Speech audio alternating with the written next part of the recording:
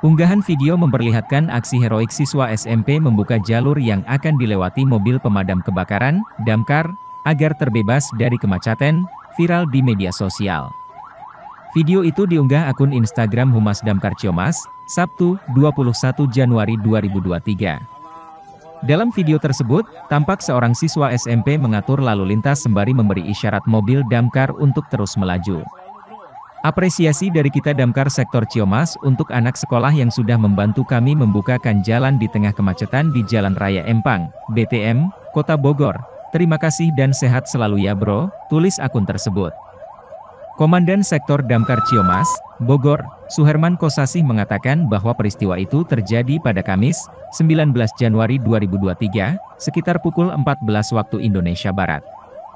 Saat itu, petugas damkar tengah dalam perjalanan memadamkan api di Wanaherang, Gunung Putri, Kabupaten Bogor.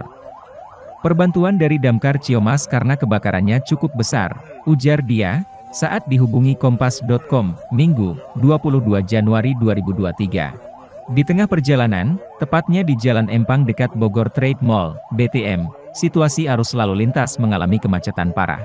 Tak disangka, ada satu anak sekolah yang saat itu sedang berjalan kaki secara spontan membantu petugas damkar menembus kemacetan yang terjadi. Dengan spontan si pelajar itu membantu kami membuka jalan dengan tanpa rasa ragu, jelasnya. Ia mengungkapkan, pelajar tersebut bernama Alvin, siswa SMPN 7 Bogor.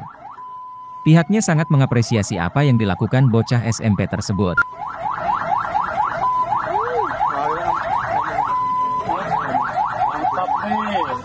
Anak sekolah SMP ya, mantap. Buat sosialnya keren. Mantap bro, sehat selalu bro, apapun nama ente bro, mantap bro, mantap. Matur nuhun. Terima kasih sudah nonton, jangan lupa like, subscribe, dan share ya.